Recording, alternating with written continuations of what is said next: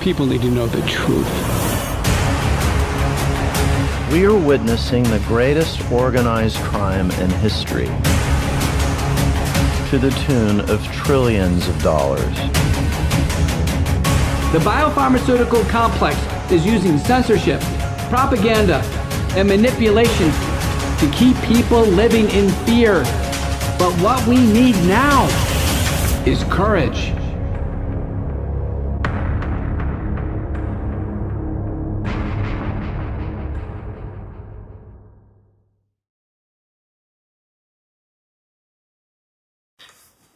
Hello, I'm Rainer Fomich, and I want to tell you about the results of the investigations of the Berlin Corona Committee to date. I've been working together with my colleagues in my firm as a trial lawyer for 27 years. I'm licensed to practice law in Germany and in California. Until COVID emerged, we exclusively represented consumers and small and medium-sized businesses against global criminal corporations such as Deutsche Bank, VW, and Kühne + Nagel, the world's largest freight carrier. That changed after a virus previously labeled harmless was suddenly declared the cause of a global pandemic in March of 2020, and the world was suppressed with lockdowns, social distancing, and mask mandates, as well as mass PCR testing and so-called vaccinations for perfectly healthy people. No coherent explanation was ever given for this sudden change of opinion from "don't worry, this is a harmless virus" to "this is a very dangerous virus, many people will die." Instead, the governments and the mainstream media deliberately spread panic. There are several leaked internal documents of the ministries of the interior in various countries that prove this targeted fear-mongering. This was done by a worldwide lockstep approach of continuously blasting out the alleged danger of the alleged new virus via the mainstream media. In order to make this horror story credible, it was emphasized with horrific images from Bergamo, Italy, and New York, among other places. This was to suggest to everyone that there was every reason to panic. Very strange, as one would expect a real government to try and keep the population calm if there really was an emergency. In the meantime, we have come to understand that at least until the beginning of the rollout of the so-called vaccines, there was no excess mortality anywhere. The horrific images were partly staged and partly based on gross medical malpractice. In the face of this chaotic situation, which occurred literally overnight as if on command, our colleague Viviane Fischer and I, together with two other lawyers, founded the Corona Investigative Committee in Berlin on July 10, 2020. We did this in order to get answers to the questions to which our federal government, for reasons unknown to us at the time, was not prepared to provide answers. Above all, we wanted to know, how dangerous is the virus really? How reliable is the PCR test developed by the German Professor Drosten and recommended worldwide by the WHO for detecting infections? And how much damage are the COVID measures, the anti-COVID measures, causing economically and to people's health? Let me first summarize the outcome of the Corona Committee's work to date. Since July 10th, 2020, we have consulted with about 150 distinguished scientists and experts from all around the world and from all areas of science, including health, law, economy, psychology, and psychiatry, on these questions. How dangerous is the virus? How reliable is the PCR test? And how much harm is caused by the anti-corona measures? Among these experts are Dr. Mike Yeadon, former vice president of Pfizer, Professor Luc Montagnier, Nobel laureate from France, Catherine Austin Fitz, investment banker and former deputy minister of the US, and also, most recently, politicians such as Sue Frost, member of the Board of Supervisors of Sacramento County in California. Now, if someone had told me a year and a half ago that the outcome of the Corona Committee's work to date would be this, I would have told them to take their pills and see their doctor. But our hearings prove the following results beyond a reasonable doubt. 1, the COVID measures were never about health. We don't have a pandemic. We have a virus circulating that any intact human immune system can fight just as well as the flu. And this is true whether the virus occurred naturally or was created in a lab.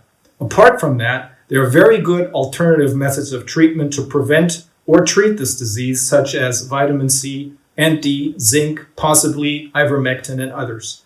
2, our governments, at least almost all European governments as well as that of the US, are not acting in the best interest of their people, but are largely under the control of the backers of the global corporations and NGOs, which are summarized by Catherine Austin Fitts as Mr. Global. This is also the term that I will be using here when I refer to those who are pulling the strings behind the scenes. How did we come to this conclusion?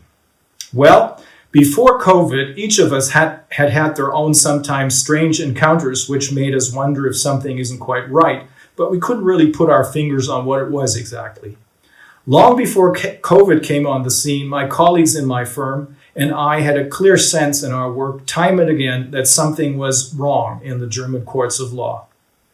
Global corporations such as Deutsche Bank, VW, and Kühne and Nagel seem to be above the law in the German courts because, for example, Deutsche Bank, one of the most criminal organizations in the world, is regarded by politicians as systemically important, and thus de facto given special protection in the courts of law as well. VW gets special protection simply because they are the largest employer in the German state of Lower Saxony. Our suspicion that the German judiciary is so heavily influenced by politics that it is no longer capable of applying the applicable law to such corporations and uncovering their fraudulent activities turned out to have a real basis. The German phrase, they hang the small fry, but they let the big fish go because they're supposedly too big to fail, is reality. Based on the behavior of the German judiciary in the COVID cases, it is now clear beyond any doubt to us that this is indeed the case. German judges who decide the cases before them, not in line with the COVID panic agenda of the government, but on the basis of the applicable law, are not only put under pressure behind the scenes. Rather, this is now done openly with the arbitrary, brutal methods of an anti-democratic, even totalitarian regime. This is obviously done to send a message to the judiciary as a whole so as to prevent them from applying the applicable law and thus questioning the government line. The dramatic example of a judge in Weimar and the experts he called upon for deciding a case proves this. He had asked 3 experts to provide expert opinions in response to a complaint from a mother of 2 that her children were suffering severe physical and psychological harm in school from being forced to wear masks, to comply with social distancing, and constantly getting PCR tested. All 3 experts are respected professors at German universities. On April 8th, 2021, on the basis of this expert testimony, he ordered that the school and the school principal had to stop all such measures immediately. Based on the testimony of the expert witnesses, he had determined that the measures were without any factual basis, because the PCR test invented by the now highly controversial German professor Drosten is not approved for diagnostic purposes, but only for scientific purposes. And contrary to the claims of Professor Drosten, it can, in fact, under no circumstances tell us anything about infections. In addition, he had found that these COVID measures caused very serious damage to the health of the children, of which the long-term consequences are incalculable. A few weeks after the decision, due to political pressure, his house, office, and car were searched, and his computer and cell phone were seized because he was accused of a crime. The accusation of bending the laws in the air, which is a crime. But the specific accusation was not that his decision was wrong on its merits. No. In fact, it still stands unchallenged on its merits, and for a very good reason. Both a court of appeal in Portugal and an administrative court in Austria had previously come to the same conclusion, that a PCR test cannot detect infections and therefore cannot be the basis for any anti-corona measures. Instead, the the accusation was that as a family court judge, he did not have subject matter jurisdiction to decide the case. Rather, the criminal, obviously politically driven case against him states that an administrative court has subject matter jurisdiction over such cases. However, in the meantime, several appellate court decisions in Germany have confirmed that in such cases of endangerment of a child's welfare, of course, the family courts have jurisdiction and must intervene, not the administrative courts. Parallel to this, such searches and seizures were also carried out at the homes of the three expert witnesses, the lawyer who had supported the children, and a popular artist who happens to be a friend of the judge. Shortly thereafter, such searches and seizures were also conducted at the home of another respected professor. This professor is one of the world's best-known experts on vaccinations and vaccines, who have been critical of the safety and efficacy of these injections, as they are not backed up by any scientific or medical studies. How could it have come to this in a country that calls itself a democracy? Specifically, how is it that politics in Germany and in other countries, in gross violation of the Roman legal principle of audiatur et altera pars, which means hear also the other side, with the help of mainstream media exclusively spreading government propaganda and denigrating any and all dissenting opinions as right-wing, Nazi, are now enforcing COVID measures ever more harshly without any factual basis. Meanwhile, Mr. Global and his political puppets are calling for permanent lockdowns, first COVID lockdowns, then climate lockdowns, and the continued use of untested alleged vaccines not just once, but regularly recurring every 6 months, shots every 6 months. In some countries, this is already reality. I will give you the answer below, based on the Corona Committee's expert hearings, by first reporting the facts about the actual dangerousness of the virus and the reliability of the PCR test and the health and economic damage caused by the measures. Then I'll explain what plans Mr. Global is openly pursuing, as evidenced by the written and oral statements of, for example, World Economic Forum founder Klaus Schwab and Microsoft founder Bill Gates, while distracting the population from these goals with the help of the COVID pandemic. And finally, I'll explain how we, the people, can regain not only our sovereignty, but also the assets that have been stolen from us by Mr. Global for decades. First, let's take a look at the COVID measures and how they were never about health. This virus is no more dangerous than a common flu. There are indications that the original virus allegedly first detected in Wuhan was artificially produced in the Wuhan Institute of Virology by means of so-called gain-of-function experiments. Such experiments intend to make a virus more dangerous, in particular to cause it to jump from animals to humans. These are, in fact, experiments for the production of bioweapons. Among others, the US immunologist Dr. Fauci and the aforementioned German virologist Professor Dr. Drosten were significantly involved in such gain-of-function experiments. There are a lot of things that need to be clarified, but this much is certain. The original virus has long since ceased to exist.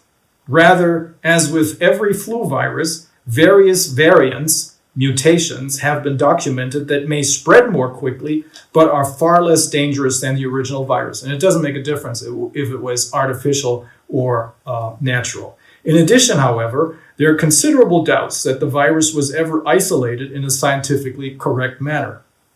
Many scientists assume now that the flu virus, or influenza A or B, was merely relabeled by Mr. Global into a coronavirus pandemic. Ultimately, however, none of this matters, for the question of the severity or dangerousness of the virus is easy to answer. In the meantime, even the highly controversial WHO, which is in fact controlled by its largest donors, including the Bill and Melinda Gates Foundation and its offshoot Gavi, which together have a stake in almost all vaccine manufacturers in the world, agrees with Professor John Ioannidis of Stanford University, one of the most cited scientists in the world. The severity of the virus, with a so-called infection fatality rate of 0.14 to 0.15%, corresponds with that of the flu. There was no excess mortality anywhere before the beginning of the so-called vaccinations. As far as there were isolated increases or spikes in mortality, for example, in Bergamo, Italy, and in New York, these are explained with massive medical malpractice. In Bergamo, predominantly very old people with pre-existing conditions in nursing homes had died. Their immune systems had previously been weakened by vaccinations, and then, in order to keep the hospitals free for the panic-stricken COVID patients who never arrived, sick people, including influenza patients, were transferred to the elderly care homes. These then infected the weakened people there. In addition, the WHO had installed Rainieri Guerra into the Italian Ministry of Health, who falsified the data for the pandemic exercise plans. Their last pandemic exercise had not taken place in 2016, but in 2006, so that the medical professionals were unprepared.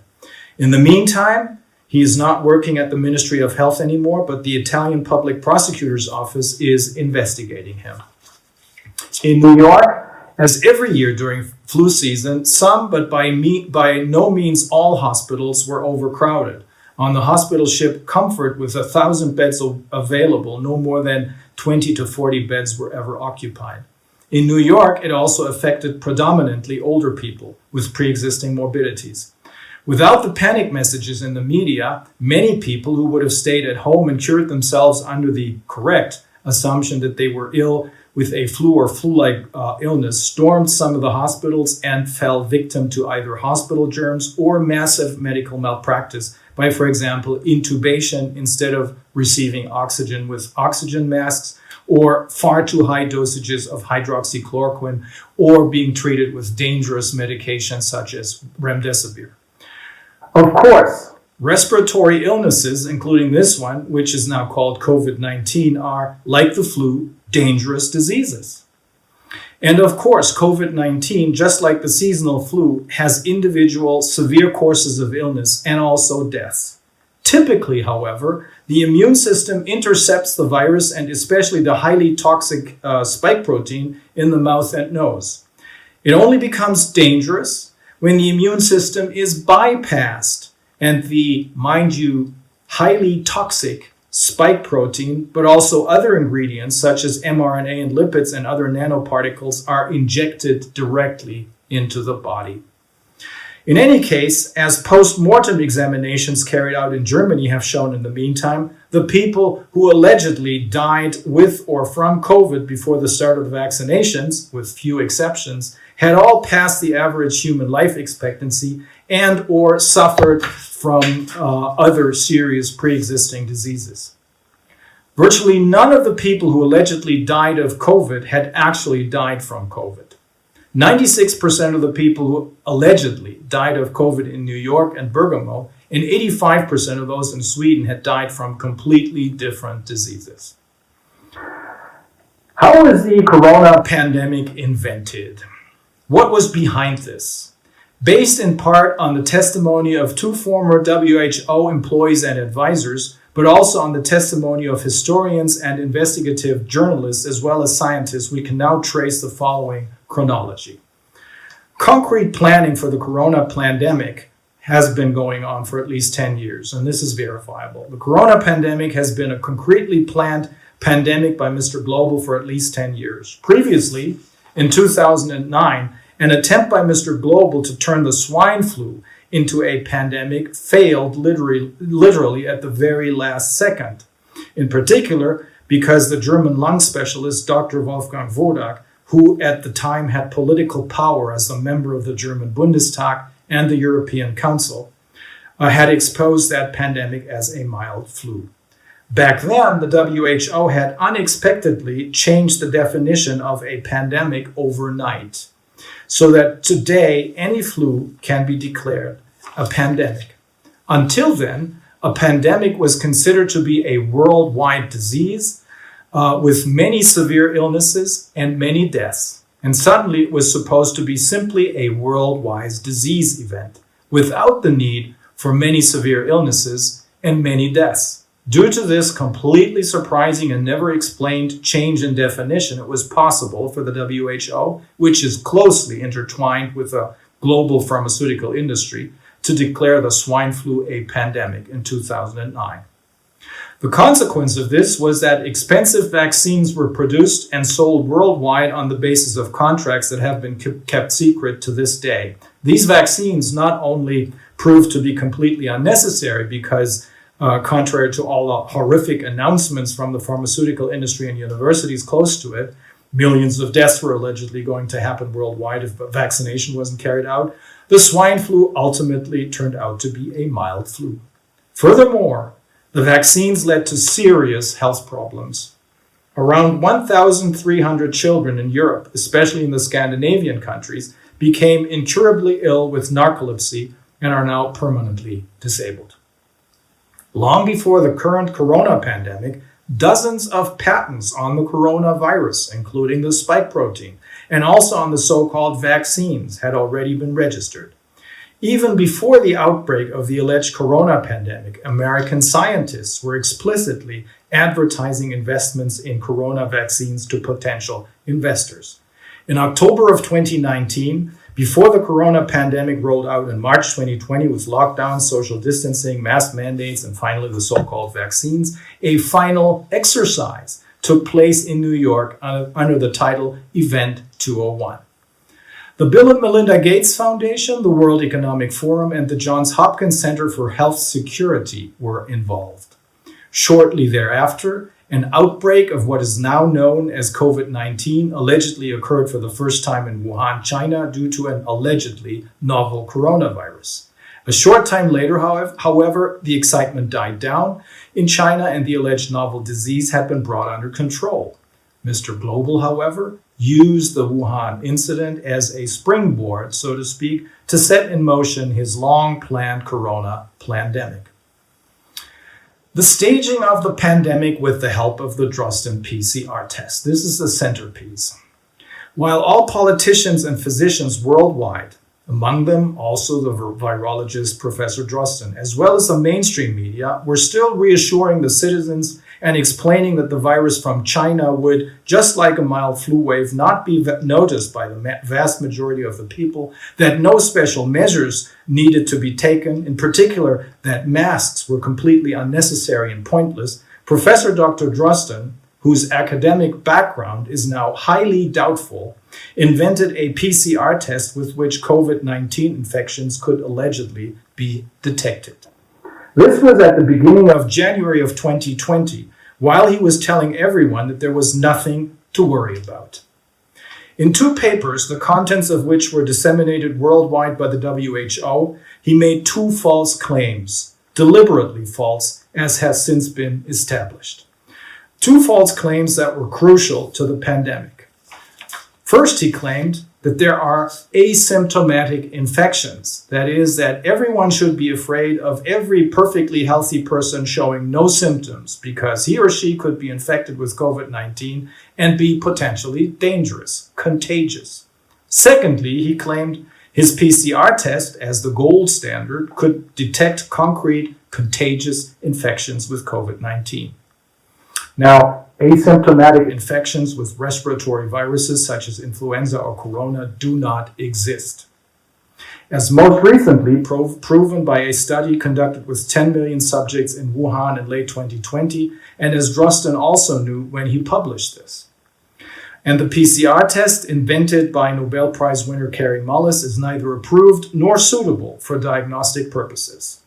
This is because it cannot distinguish between living and dead viral fragments, and it also tests positive for fragments of a virus left over from the immune system's fight against the flu or cold that has long since passed. In particular, the test cannot determine whether a whole virus, fragments are not enough anyway, has entered cells and is replicating there. Drosten knew all this and had explicitly stated 6 years earlier in a newspaper interview concerning the MERS virus, which is another coronavirus, that a positive test had no meaning but that completely healthy people could also test positive. Virtually overnight, for reasons that have not yet been fully resolved, but that suggest an involuntary early start to this pandemic, Mr. Global, through the WHO, politicians, and mainstream media, suddenly changed his mind. Mr. Global put pressure on the WHO to quickly declare a public health emergency of international concern. Public health emergency of international concern. According to the freely invented rules of the WHO, such an international health emergency is the only basis on which completely new, untested drugs, in this case so-called vaccines, can be used on humans. Usually, the development and approval of a new drug takes at least 8 to 10 years. At the first emergency meeting in February of 2020, those present could not agree to declare this fake public health emergency of international concern because there were no cases. Nevertheless, because of the allegedly highly dangerous situation, the group agreed to meet again 2 weeks later. At that second emergency meeting, the public health emergency of international concern, was actually declared. What had changed? Well, nothing. However, Professor Drosten had made his PCR test available to the WHO, and with the help of this test, the cases needed for the declaration of a fake had been created. Today, it must be assumed that the proclamation of the public health emergency of international concern and subsequently all COVID measures were based solely upon completely meaningless false positive test results. First of all, a PCR test per se cannot detect infections, contagious infections under any circumstances, as I just explained. Above all, however, Drosten had set up his test in such a way that it was guaranteed to generate false positives. This is because of the so-called cycles of amplification, which one needs to evaluate the results of the test. That is, the machine into which the swabs are placed enlarges the molecules that are otherwise invisible to the human eye in many cycles, so-called cycles of amplification, 2, 4, 8, 16, 32, etc. There's now a consensus that anything over 24 cycles is completely unscientific and therefore useless. Therefore, the Frankfurt Health Department doesn't take test results of more than 24 cycles into consideration at all. And Dr. Mike Yeadon, formerly of Pfizer, has stated, in agreement, by the way, with Dr. Fauci, that more than 35 cycles results in at least 97% false positives. And the Drosten test, which served as a blueprint for the vast majority of tests subsequently performed worldwide, in that test, 45 cycles of amplification were used. This was followed, always accompanied by the panic orchestra of the mainstream media and the vast majority of politicians, in quick succession by the COVID measures such as a lockdown, which had been invented shortly before in China, social distancing, mask mandates, and finally, the so-called vaccines. These alleged vaccines are, in reality, gene therapeutic experiments on unsuspecting humans, because there was no valid informed consent. It should be emphasized at this point that every invasive medical intervention is a bodily injury or battery, unless the patient explicitly consents to it. And his consent is invalid if he is not informed correctly and completely. That is, about the fact that no medical studies had been conducted, there's only an emergency use authorization, and about the numerous very serious side effects that have become known in the meantime. This concept of informed consent is the most important result of the Nuremberg trials of 1946.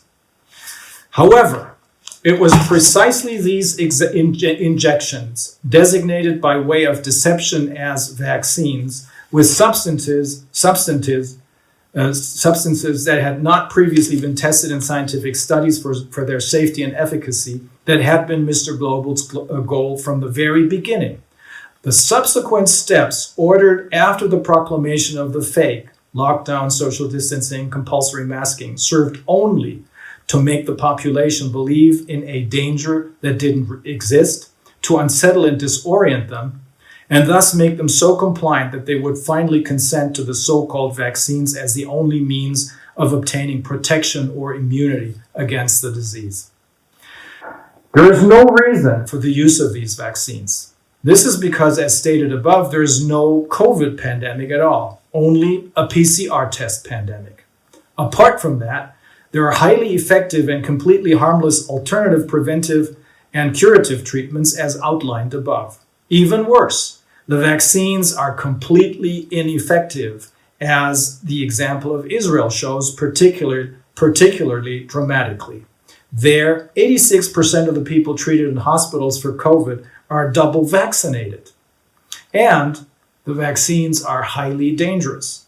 Through a whistleblower, it has become known that the numbers of deaths after vaccination in one of the U.S. registers have been falsified. Conservative estimates now arrive at least 500,000 deaths after vaccination since the beginning of the vaccine rollouts. In addition, there are other serious side effects such as neurological disorders, thromboses, myocarditis, and more. For the fall, winter, and coming spring, experts expect severe problems for those vaccinated when they encounter the so-called wild virus in the form of a cold or flu virus, due to ADE, that's a cytokine storm, autoimmune diseases, and more severe cases of thrombosis, among others. Since these vaccines damage the immune system, not only will each subsequent booster cause more damage, but precisely the contact with the so-called wild virus will as well. All the massive side effects that have occurred in the meantime were known to the American CDC long before the vaccine rollout began. Worse yet, as evidenced by the now disclosed contents of both the manufacturer's documents submitted to the EMA, the European Medical Agency, and the manufacturer's secret contracts with nation states, the manufacturers do not know whether their so-called vaccine is effective. They do not know it. Nor do they know if it is dangerous. But they demand immunity from nation states in the event that claims are made against them for vaccine injuries. And they also explicitly demand that if there are alternative methods of treatment, which do, of course, make vaccines completely unnecessary, their experimental products must still be purchased. Finally, let's take a look at the plans of Mr. Global and the controlled politicians and how these plans can be prevented.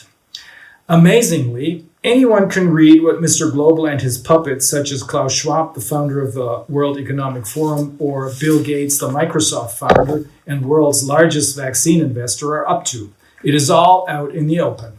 For many years, following in his father's footsteps, who was a convinced eugenicist, Bill Gates has been talking about the need to dramatically reduce the world population.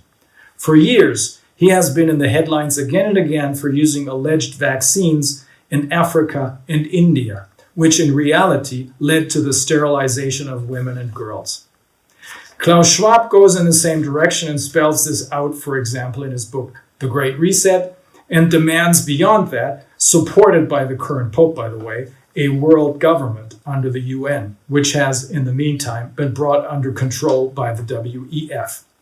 This is to be achieved by creating as much worldwide chaos as possible in the form of pandemics, wars, including civil wars, and natural disasters, so that the world population becomes convinced that the national governments are overwhelmed and only a world government can help.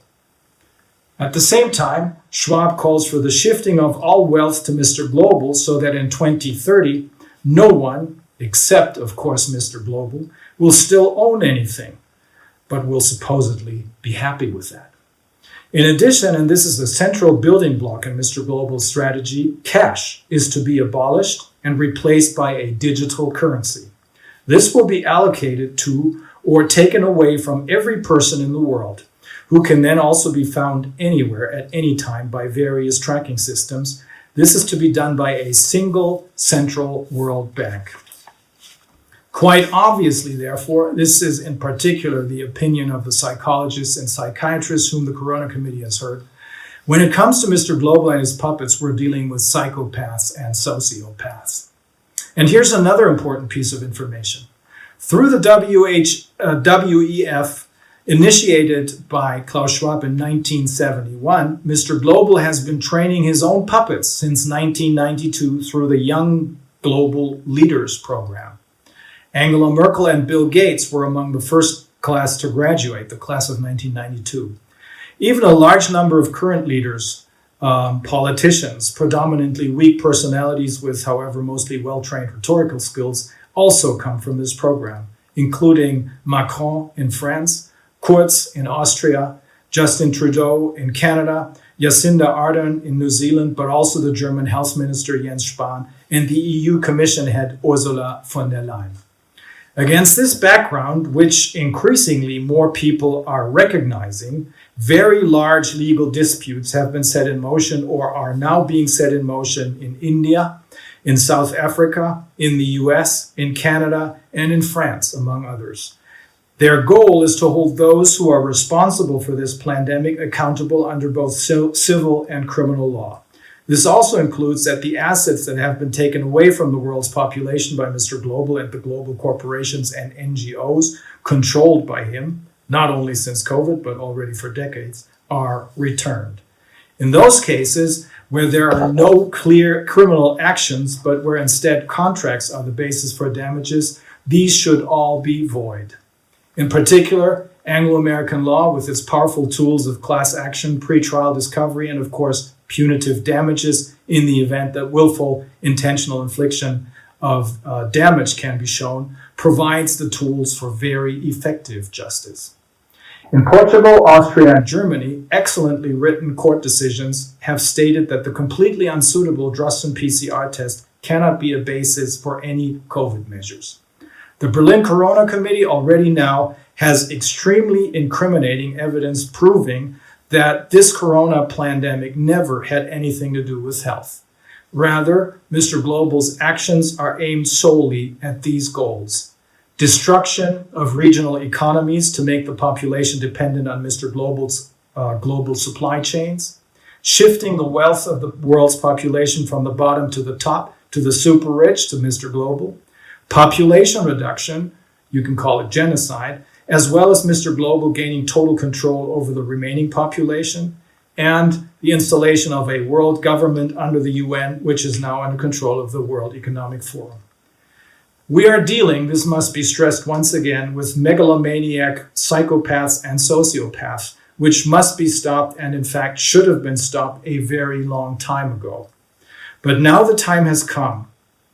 More and more people worldwide are waking up and realizing who is pursuing which goals with this pandemic.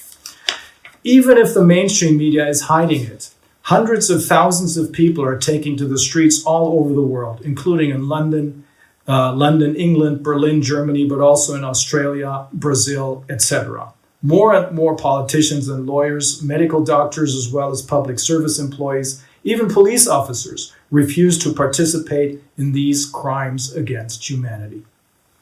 But in addition to our legal efforts, and in addition to our efforts to disclose the facts and bring everything out into the open, there is a third level, namely the spiritual or religious or cosmic, call it what you will, level. And this level we deem is crucial.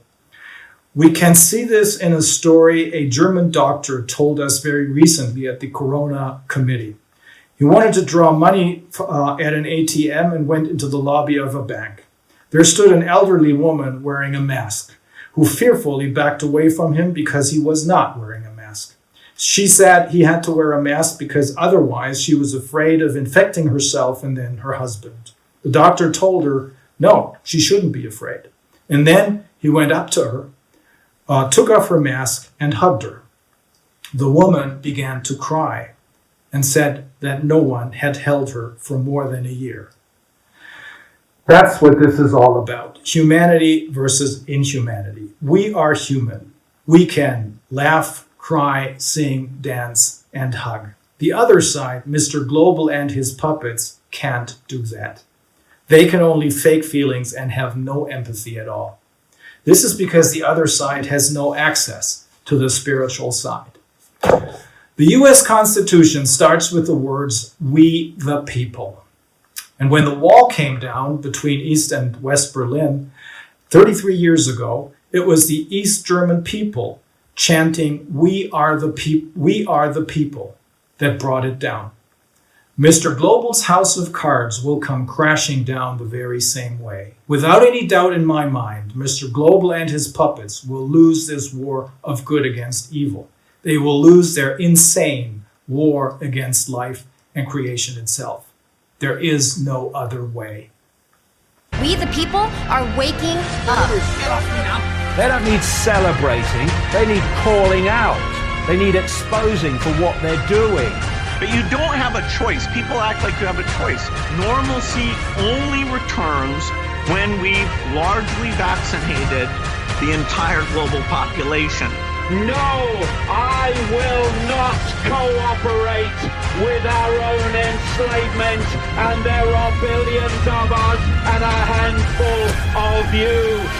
Our freedom is worth fighting for. Our freedom is worth dying for. Our children will have a future. Our freedom will be upheld. We are the people. We are the power. We are the 99%.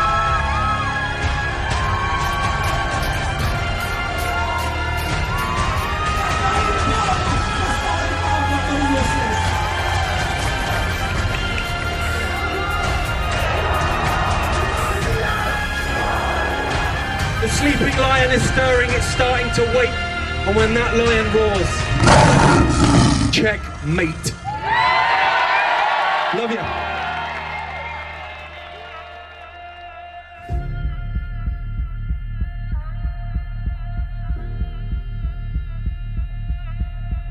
This could be the turning point when humanity got off its frickin' knees.